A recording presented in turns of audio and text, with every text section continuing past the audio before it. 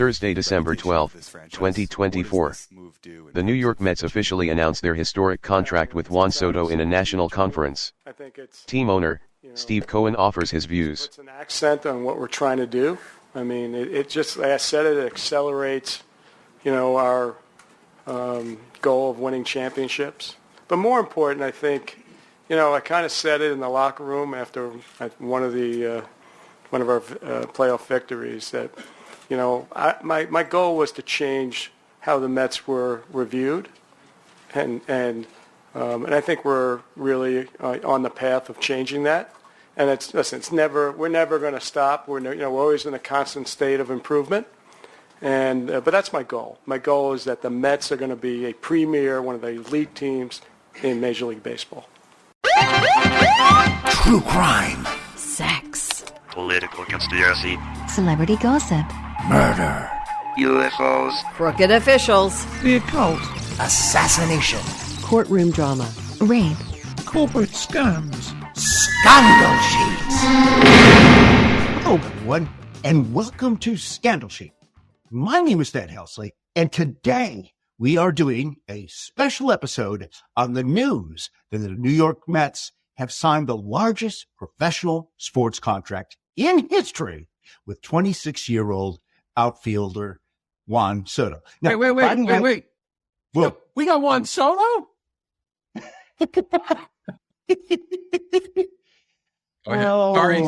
It begins already. And to lead us through this historic event, we are again joined by our longtime guests and favorite New Yorkers, the Mets. Gentlemen, please introduce yourself. Rob from the Upper East Side of New York. Awesome. Leonardo from Manhattan, big fan of Richard Nera and Daniel McCartan of The Fan. Side production, gotta love it. I'm going to send it to them so they can listen to it. There you go. Dave Grover, Upper East Side, New York City. Let's go Mets. Okay, cool. Injury attorney extraordinaire. New York's 1-800 best lawyer, I might add. If you're in a car accident, give me a call. I'll be happy to help you. Thad, be careful crossing the street, will you? It's dangerous out there. No, I'm going to run in front of cars and then have you help me out of it. So maybe that'll be a new revenue stream for me. Well, you may want to cut that part out, but okay, sure. Well, anyways, welcome back to the pod, everyone. And so for the very few baseball fans that have been in a coma for the past 4 years, I want to kick things off with asking all of you, who is Juan Soto and why is he worth so much money to the Mets? Usually you guys go David, Rob, Leonardo, but it's totally up to you. Whatever order you like. That's fine. I'll take it, sure. Juan Soto is one of the best players in all of baseball. Mm-hmm. But the reason this contract is $765 million, which is an insane amount of money, it is. But the reason it's insane, and it's really not that insane, is he's the very rare superstar that became a free agent at the age of 26. Just turned 26 years old. Mm-hmm. Typically, you sign a free agent, guy's around 30 years old, so you might get 4 or 5 years of his prime. Here, you're going to get double that. You're going to get 8 years of the guy's prime. So, or none of his prime, Mr. Steven Strasburg. But go ahead. Well, seriously, he's next older. But he's a hit. But this guy's a hitter. He's not a pitcher. And 26, that's the magic number. And that's why it's really not a crazy number when you consider how great he is. How great another part is how great he's been in New York, how great he's been in the postseason. You add that to that age, you add to what his production has been, and the contract, in a weird way, kind of makes sense. So to answer that, I'd like to do a tribute to my hero, Chris Mad Dog Russo. Hello, everybody, and it's a great contract for Juan Soto. What's on the Washington Nationals? He turned down $440 million, and now he's got $765, and the stipenders are probably drowning their sorrows in Casamiga tequila, drunken by those who make it or drink it, whatever they say. But we needed him. He's a great player. It's baseball's a team game. We know that, and he's got some limitations, but he is the best thing to happen to this team since Mike Piazza. I think. Would you agree with that, Rob? I would. I absolutely would. And were you done, Leonardo? I didn't want to. Yeah, go ahead. Yeah. Didn't want to cut you off in the middle of whatever that was. Thank you, Robin Quivers. Ooh. Being that we are all men of a certain age, we grew up in the 70s watching baseball, and being Mets fans of the three of us, it was particularly challenging and frustrating to watch George Steinbrenner get all the big free agents. When there was somebody out there, you knew whatever it was, he was going to go to the Yankees, and the Mets didn't have a shot at. So now, to not only get a superstar, but to get a superstar away from the Yankees, who, all cards on the table, I've been saying for weeks, there's no way the Yankees don't re-sign him. He's a superstar. The Yankees are Broadway. The Yankees are the top shelf. They don't allow themselves to lose a player of that caliber, and they certainly can't allow that to happen to the lowly crosstown rival New York Mets. So the fact. Well, I was going to ask about that.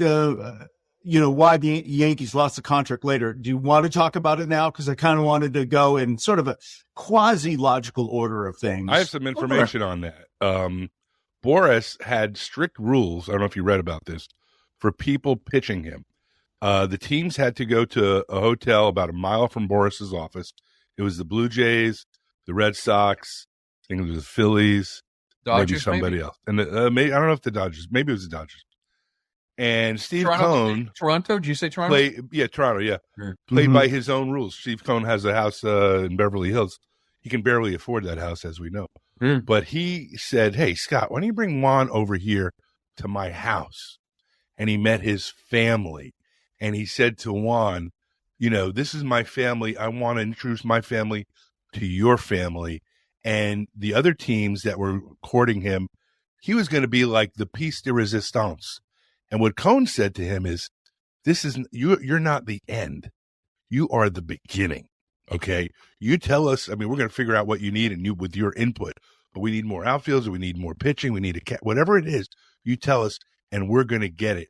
And also, I don't know if you heard, the Yankees didn't want to include a luxury suite. And the Mets said, hey, you got a luxury suite. And there was a security guard of the Yankees. Now, it probably wasn't his fault. He may not have known, but he didn't let Juan Soto's mother into an area of the stadium because I don't know if he didn't know he was Juan Soto's mother or whatever. So I think that played on him, and the fact that he felt like he was more part of a family and getting more money. Hey, Mary, you left out the part about in California. Steve Cohen flew in his 93-year-old father-in-law. Wow. To California to sit down with Juan Soto to help recruit him to come to the Mets. They should write some negotiation books about that. Everything that it's like Godfather 2 when the guy flies in the guy from Sicily. Something like that. Yeah. But also, let's be very clear about who Juan Soto is. After losing to the Dodgers in the World Series, 10 minutes or so after that, Juan Soto is very clear, I'll sign with anybody in 2025. I don't particularly care. So, flying in, the family is nice and the suite and all that. Mucho dineros at the end of the day. No, but they didn't miss it by that much, $30 million. No. What is that, 1%? They lost it was a $5 million. I know maybe the Mets offer was a little more. They're running around crazy. Can we back up a little bit and just for the benefit of the listeners who are not experts like you, what is this contract? And I thought since David was the lawyer, maybe he would want to go down the bullet list. What is this? What's in this contract? What is in this contract? Basically 15 years. Okay. $765 million. Okay. No deferrals. However, no deferrals. That's a big deal, isn't it? Yeah, but there's another big deal too. Okay. There was a $75 million signing bonus that he gets up front. So he got $75 million today. It was also structured in such a way that tax implications on that signing bonus were going to save him $8 million in taxes, the way it was structured. Oh, okay. So we got that $75 million, right? He gets an opt-out after 5 years. Right. All right, well, not a big deal. He'll be 31, right, for the Mets. However, he doesn't give back that signing bonus. So he actually gets, if he opts out, then it ends up being more money per year than it would have been. If they exercise the pickup on the opt-out, they have to pay him another $5 million a year. Isn't that right? Yeah. So For the duration. So the actual contract is over $800 million. If the Mets want to avoid the opt-out. Okay. And who knows? He'll be 31. We don't know what's going to be then. You know where salaries are going to be then. Yeah. But so they get that. He gets the suite, which, you know, the Yankees were like, we don't do that, which I don't understand, but fine.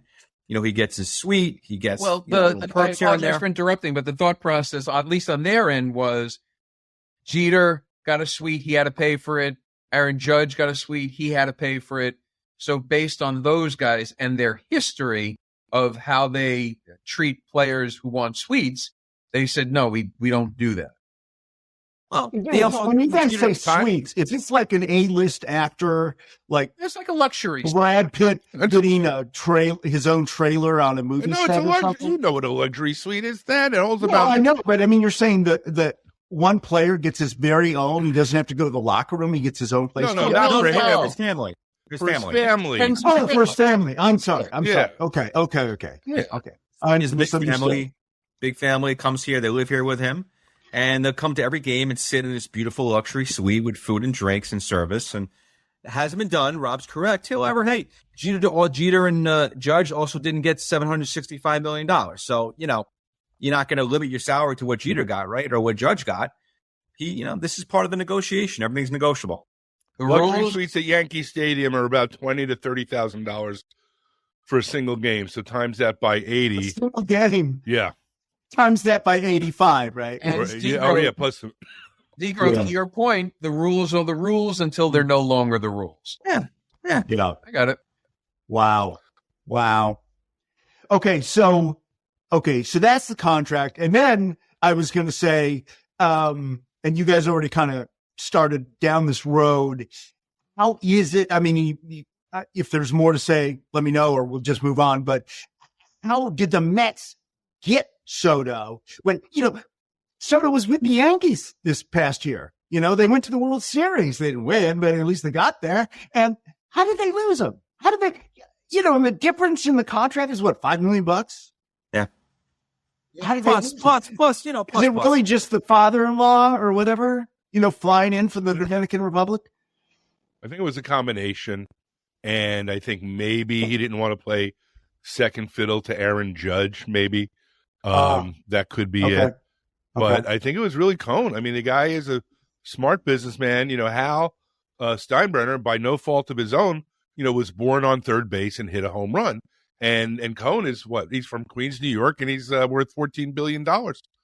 And he got that money, fair and square. He had a few penalties and fines to pay for some trading errors and things like that. But he knows how to make a deal. He knows how to also befriend people. He knows how to treat them right. The players love him. He knows how to bring him in. And he made it very personal with Juan Soto.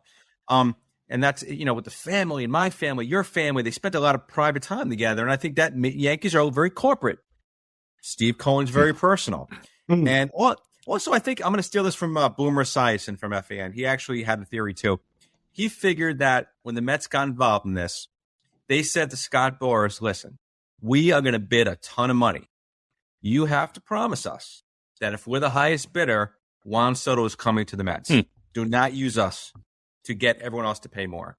And I think Boomer's probably right. Because they lost out Yamamoto last year. They were the highest bidder. And I think they made Boras and Juan Soto promise them that's what happened. And the Mets were the highest bidder. Yeah. I mean, I think we're also, if we're going to go way down the rabbit hole and look at any and all options, at the end of the day, Steve Cohen is basically like us. He's a huge Mets fan. Unfortunately, like us, or really from a selfish aspect, just me, and not a billionaire. But if we were billionaires and money wasn't an issue, it's kind of like playing the fantasy league. Ooh, Juan Soto, yeah, let's get him.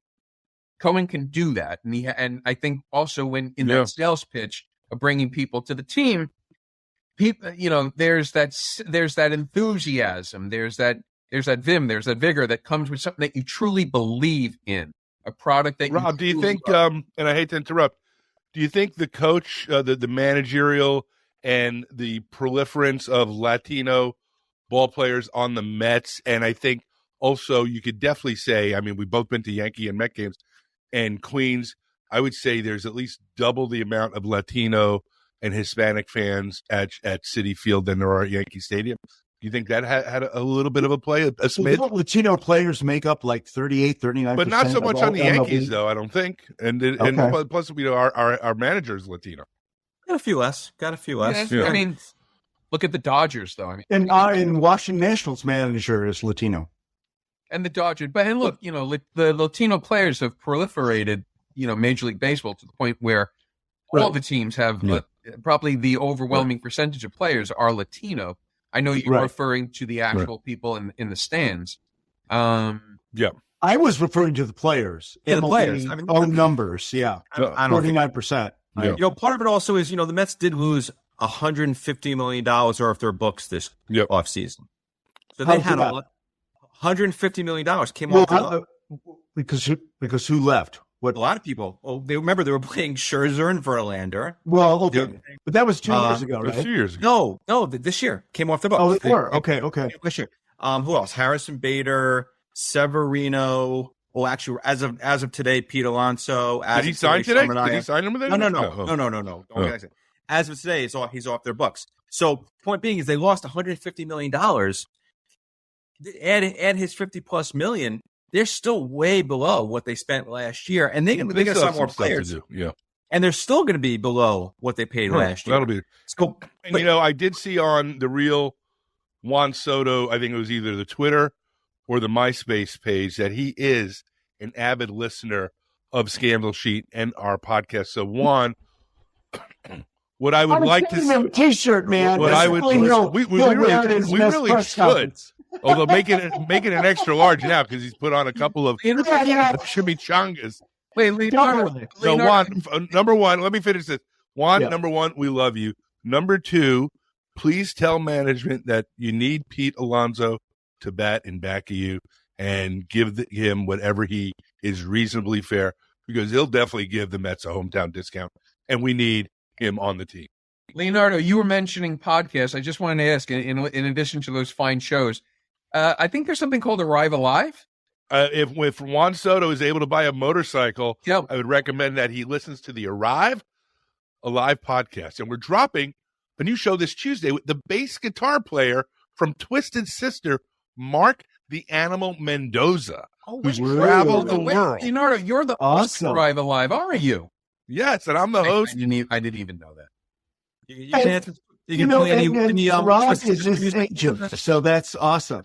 So let me give you a contrarian opinion. I know everybody is very, very happy about this in New York, or at least they appear to be. And of course, Juan Soto started his professional career here in Washington, D.C. He had actually been, the Washington Nationals had this school for, promising prospective baseball players, like in their high school years, and they paid for everything and they gave their parents money and stuff like that. So when Juan came over, he came here, started in the minor leagues for a year, and then boom, he was here and he was playing for the team for 4 years and went to the World Series. So, and then of course, everybody was so horribly, after COVID and everything else, horribly disappointed that the Lerner family, the owners of the Nationals, traded away everybody, not just Juan, but Scherzer and, Trey Turner and blah, blah, blah, blah, blah. Anyways, so, when this news broke, which was very, very interesting here because we track Juan Soto, most people did not have sour grapes. And they were like, well, we wish him well. We knew he was going to be like big. We knew he was going to be like the Babe Ruth of the 21st century, blah, blah, blah. But there were some guys who were saying, and I'm going to quote this, and you guys can disagree. He was saying, look, I don't care. This is a radio announcer, one of our top radio stations. I don't care who Cohen buys. He could clean out the Dodgers, bench and bring him here. The Mets are still going to lose. They're not going to the World Series because the Mets are still the Mets. I don't know. Well, that seems like sour grapes to me, but you guys tell me. Yeah. Can I take that one real quick? Because looking at Bob Klappich of, I think, the New York Daily News or the New York Post wrote a book called The Worst Team Money Could Buy about the 1992 New York Mets, who had a payroll of $45 million in 1992. Can you imagine that? And that's really small, isn't it? That was the biggest payroll back then. Standards, right? Okay, it was the biggest payroll back then, and they won 70 games. And who was the manager of that team, Big Dave? That was Art Howe, right? Jeff Torborg. No, Jeff Torborg? Yeah, they went 70 and 90 with people like Eddie Murray, aging stars, right?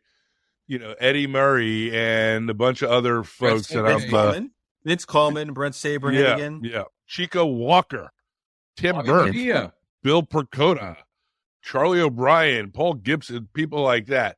So I think all the Mets management should have, and I want to give a shout out to Mr. Andy Markowitz, who I'm going to send this to. Andy is one of the VPs of marketing over at the Mets, and I'm going to hit him up for a free parking pass next year for my motorcycle. But I think every Mets executive has a copy of that book as what not to do with a team like this. And it's definitely, and the other thing is, let's remember, different ownership. Okay. Cohn's a winner in everything he freaking does. And but still, you just want to, learn from the past so you don't make those same mistakes. David Stearns is a brilliant baseball guy, a brilliant general manager, president. Yeah. So you have Cohen, who's clearly brilliant, who always wins. You have Stearns, who's brilliant. You have a great manager too. So there's a nice hierarchy there of from ownership to GM to manager. So that's the difference between this and the worst team money could buy back in the 90s. And I think to add to that, the point, we've spoken about the World Series and the Yankees versus the Dodgers, the Yankees don't win. But as we are the Mets mob, let's also recognize for a moment the Mets came that close to making the World Series. So if Juan Soto, they came, the Dodgers were clearly the better team. I thought that and said that to my friends, including you nice folks going into it. But they wildly exceeded expectations, came a couple of games away from making the World Series. So if Juan Soto is thinking, well, I'm leaving the almost world championship Yankees, it's not like he's going to a last place team. It's not like he's going to, at least based on last year, a bunch of losers. He's going into a team that the Washington Nationals. And you can make a case. I want to say that. Rob, let's say by some stroke of whatever that the Yankees went to the World Series instead of let's say the Mets beat the Dodgers and went to the World Series. Do you think the Mets would have beat the Yankees? Right? Just checking. Go ahead. Do you think the Mets would have beat the Yankees in the World Series? That's a great question. I think they were a better team at that time. Whether they would have beat them, I'm not sure. It's a great question because I think the Dodgers were a better team than the Yankees also. I think they were evenly matched, and it could have been anybody's game. I could see it going either way. I think the Mets were better. I think by a little. If they would have pitched around, Judge and Soto's tough to pitch around because he's got a great eye. Judge, we know that he can go fishing for the low ball and the high ball. But I think the Mets would have had a better than a puncher's chance to beat the Yankees. I agree. Remember, 4 games in the regular season, the Mets swept them. Yeah, that's true. Swept them in the regular season. And everybody was healthy. And my question is, and just to bring up AI for a second, and it's just in the beginning of AI, but I wish there was a way with using AI or with Baseball Reference.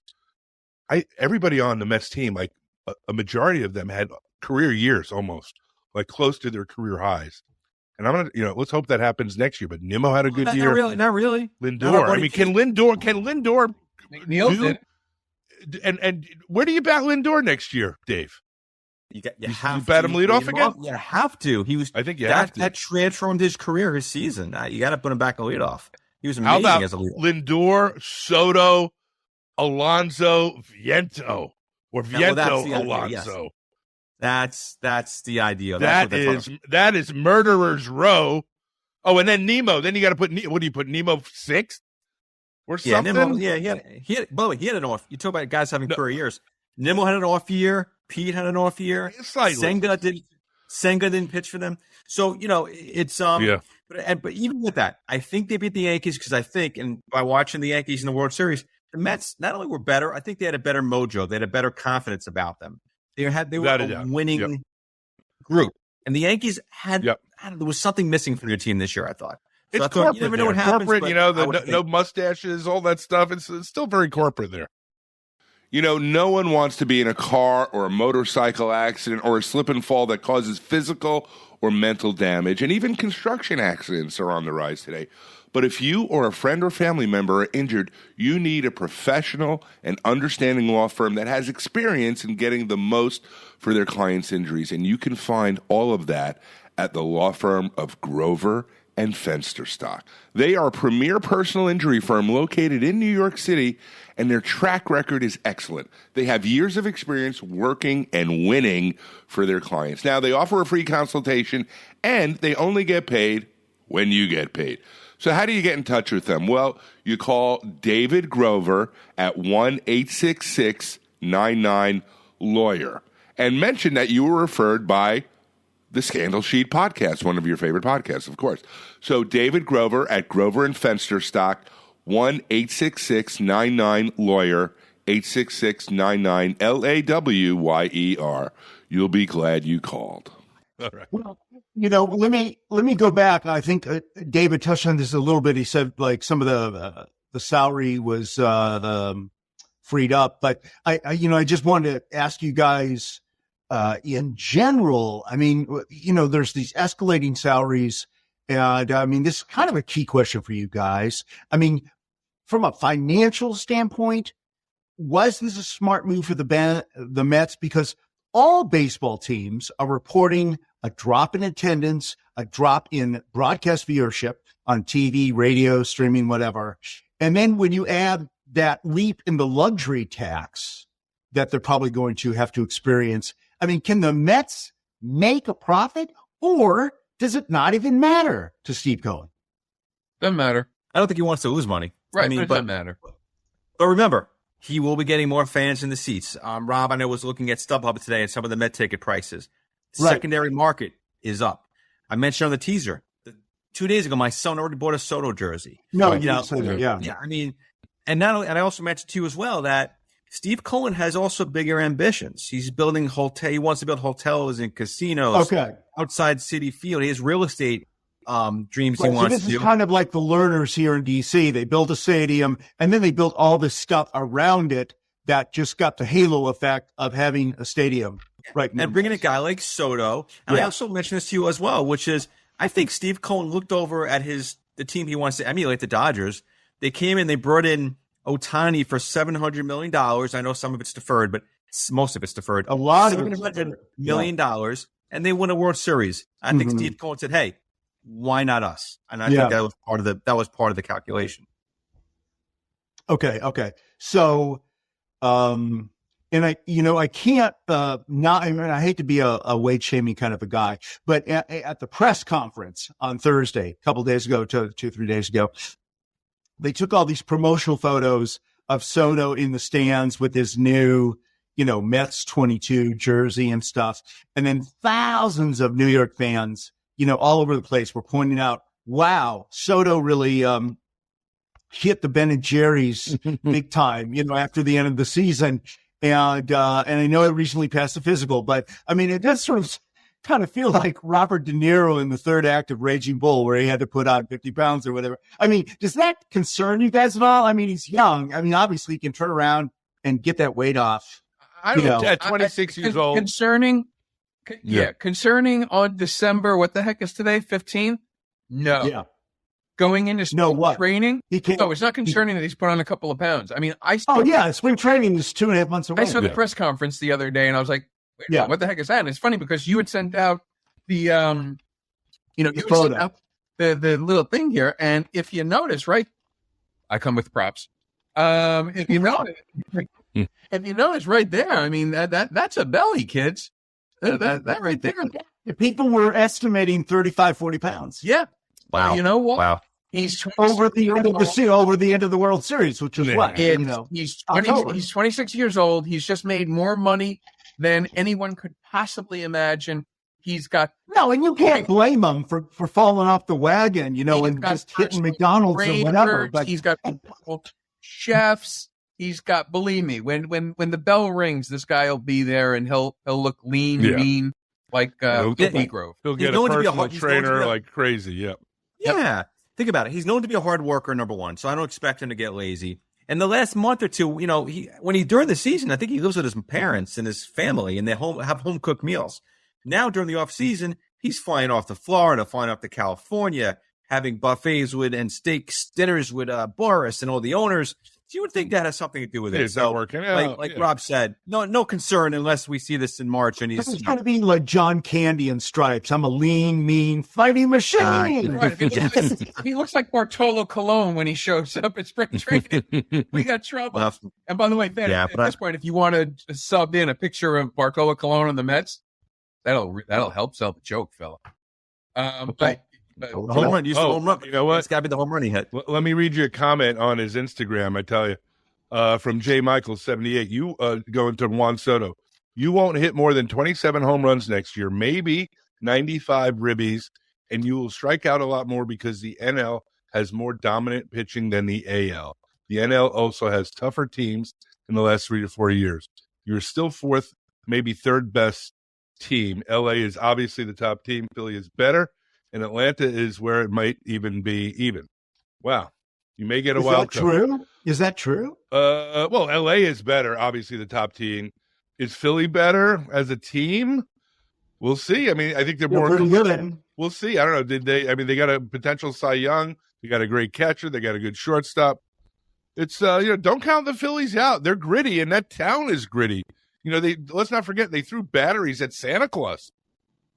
And you know what? Philly. You never know. Well, Atlanta is still really good, right? I mean, they have a little bit, maybe on the downside a little bit. Some of their plays haven't worked out. They just lost, the Yankees ran out the next day and signed Max Fried, one of their best. Right. People have been poaching them, yeah. Right. Yeah, so I think they're a little bit on the way down. The only thing I would agree with that, to some extent, what Leonardo just said or what he just quoted, is the National League is more difficult than the American League. In other words, someone showed me there was some Vegas odds the other day where they had the Dodgers the best chance to win the World Series, the Yankees second, Mets third, right?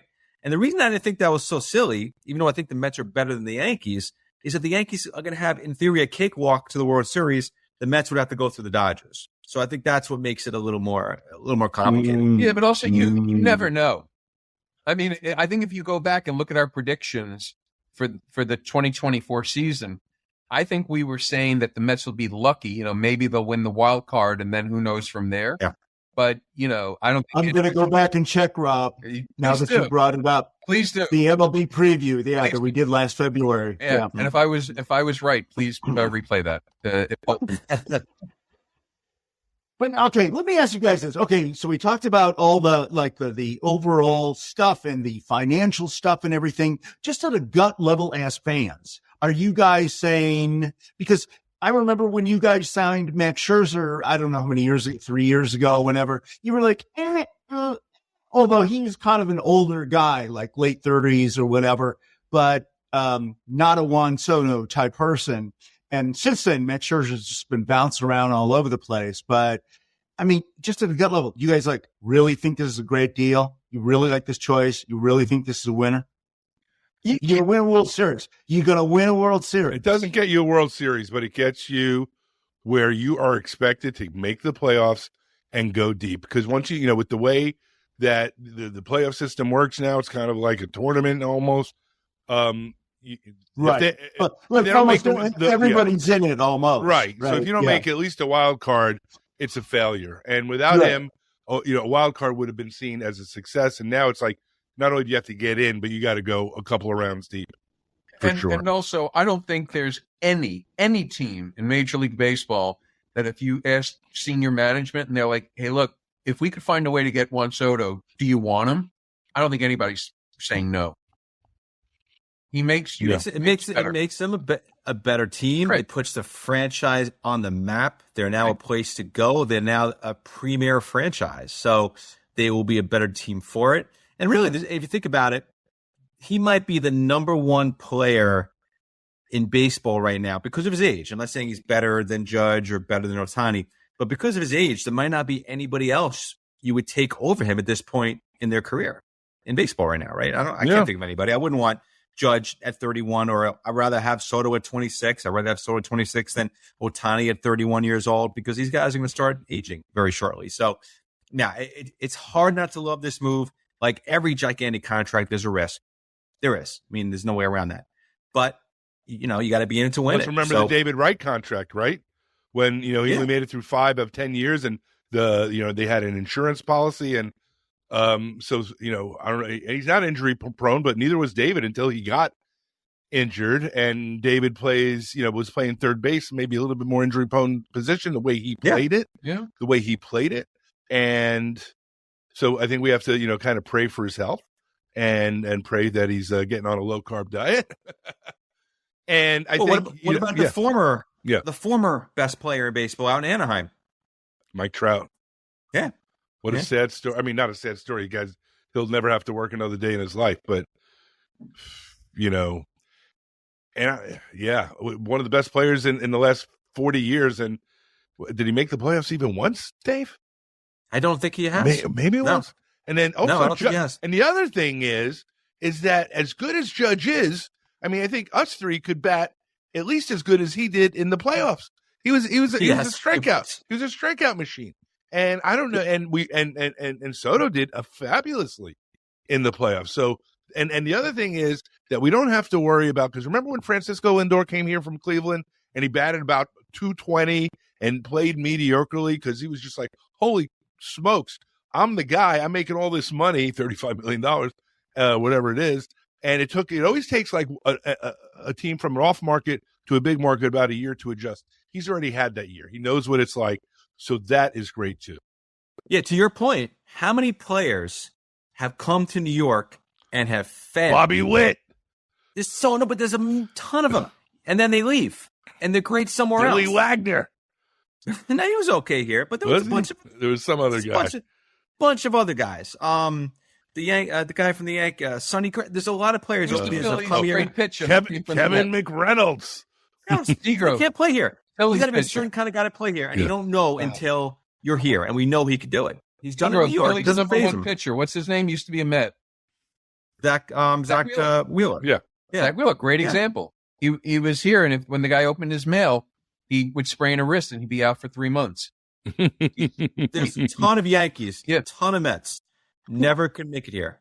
So, listeners know I come from the Midwest. My closest market to me that had baseball teams was Chicago. And there were the White Sox and the Cubs. And there were, regional like parts of town and stuff like that. But Cubs were clearly the favorite of most of the people, at least the cool, beautiful people in Chicago, the Michigan Avenue people were Cubs people. Now, in my lifetime, both the White Sox won a World Series in the 2000s, and then the Cubs won a World Series years later. And but it's still like the White Sox were always had like this kind of like, well, we're not as cool as the Cubs, and because Cubs are over at Wrigley, blah blah blah. And when I look at you guys and I look at the Yankees Mets, even though you guys had like the Yankees have this story past that you can never get around the 100 years and Babe Ruth and Lou Gehrig and all the murderers row. But I mean, you guys only started in the 60s after the fucking Dodgers, blew Brooklyn, right? And Giants. So, pardon me? And Giants. And Giants too. Okay. Yeah. Right. So, but you did win 2 World Series in the 60s and the 80s, right? And, but still, there's still kind of is there not kind of a thing that feels like we're not as cool as those asshole Yankees? And so my question is, now that you got this owner and he's like taking out his checkbook and he's doing stuff and you're winning, and is that going to change? Are we going to turn the tables? Is it going to be like all the sexy people, all the Wall Street people are going to be going to Mets games, and then the guys from Staten Island are going to Yankee games? Well, remember, we owned the city in the 80s. Well, The Yankees were bad. And get well, sold that was out 40 years ago. through Yeah. them. The Yankees were terrible. Yeah. You know, and maybe these guys, I'm curious if these guys agree with me, and they probably will. I think nationally, the Yankees have this thing about them. Mm-hmm. Okay? Yep. They're Yankee fans. Well, in the Dallas Cowboys, they're America's team. they Love are. them or hate them, right? I think in New York, in the city, for New Yorkers, it's not really like that. And of all the Really? people Okay. I know about half Met fans, half Yankee fans. You don't see that, like you mentioned, in Chicago. I don't think it's really true for actual New Yorkers. I think it's a lot closer to 50-50 if you're a native New Yorker. Right. Okay. So it's easier to when someone comes to New York from out of town and they're not diehard fans and like, I want to go to a baseball game. You take them to the Yankees. The same thing with basketball. You take them to the Knicks over the Nets. The same thing. You take them with hockey. You take the Rangers over the Islanders. Even if one is considerably better than the Nets, could be playing much better than the Knicks. But the Knicks are, more of a high-end ticket, or at least, like D-Grove said, a more net. I mean, Jack Nicholson has front row seats, right? A more nationally aware brand. Yeah. What do you think, Leonardo? What's your impression? I know. I mean, come on, Leonardo's got to blow us up. What's the question again? See,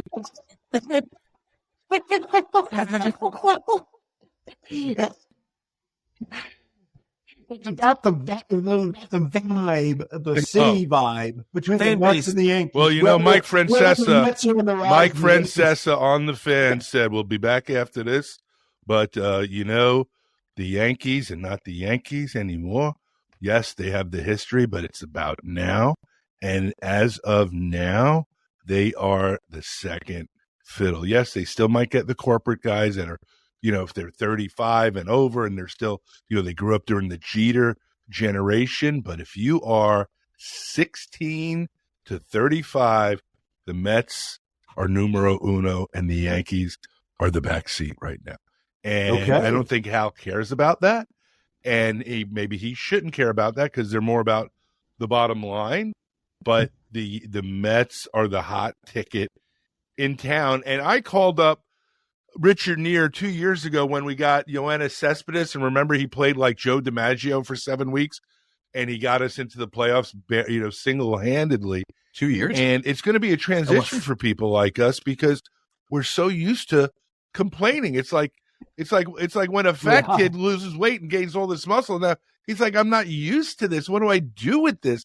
I mean, we're going to have nothing to complain. Although somebody on the Fan today said, "Oh yeah, this is going to last just as long as till Soto goes 2 for 14 in a 3-game series against the Phillies, right?" And then the Mets will be, and that's not true.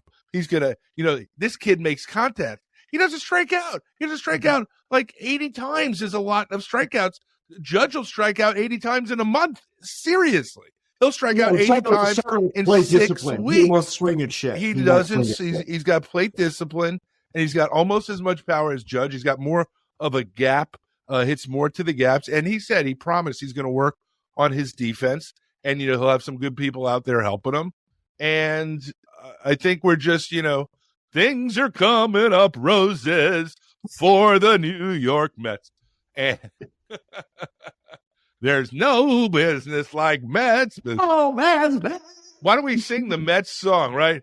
Meet the METS Mets of New York town. There you go. I'll have to look it up and put it in here. So hear yourself losing subscribers? What the Norwegians think and the New Zealanders think on this? I think, when we do this baseball stuff, I think a lot of our people are mid-Atlantic people. I'm not sure how many people in Australia give a shit about our baseball, but whatever. But one more question, and then, anything else you guys want to talk about it, but I just wanted to ask if, what did I want to ask, Thad? So spring training, starts in February. It's like 2 months away.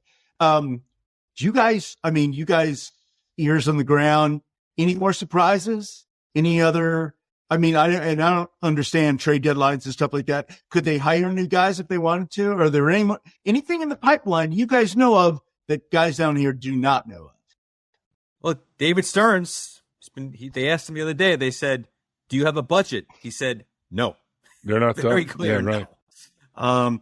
He said, we're going to do what we have to do. He's the president? Is Stearns the president? Okay. Yeah, remember, he came over from Milwaukee. They hired him from the Brewers. Why don't we do this to make beat Milwaukee? Yeah. Let's each of us say what they'd like to see the next move be. Pick one thing. And Alonso, sign Alonso. Now you just sign my Alonso. one idea. All right, now I got to come up with something else. Mine was going to be Alonso. They need Alonso. They don't need Alonso. Alonso is a good fit for the team. Yeah, it is. And just to be different, is I'll he say, a free agent now? Yeah. Can they get him? Yeah. They can They can still get him. And he's a fan favorite. He's like one of the faces of the franchise. He's close to breaking the all-time Mets record for home runs. So if he leaves, it's going to be a very bad PR move for the Mets because the fans love him and he's Mr. Met. My concern, my fear, but I haven't read anything about it specifically, is the Yankees will go overboard to get him just to, help for their PR. Hey, they took Soto from us. Compensate for, but I mean, is there not a psycho? I mean, I imagine these guys are really competitive and like the biggest dog in the, thing doesn't want another big dog, but I mean, they want to win, right? So if there's got to be a bunch of big dogs in the same room, which is like Washington Nationals in 2019, there's a lot of guys who thought they were the coolest dudes in the place. And they just kind of sucked it up because it's like, well, we need all these guys to win because we're not actually that good of a team. So, I mean, is that the thing? It's like where they just realize, well, look, we just got to deal with it. The old Yankees, I think if this was George Steinbrenner, and by the way, people say if George was here, he would have signed everybody. He would have. It's a different financial landscape than it is now. They don't have the money they had then. Other teams have more money. There's luxury taxes. Remember something. The Steinbrenner family, I think, owns like 30-something% of the Yankees. They have to answer to people. They have investors. They can't lose money every year. So they have to, they are restricted. I think Hal wants to win. Hal will spend whatever he can, but he's somewhat limited. But is Towne like the outright owner of the entire He's almost 100%. He's like an absolute dictator who can do whatever he wants. Yes. No he one can do whatever he wants. Okay. Yeah. So that's kind of part of the difference too.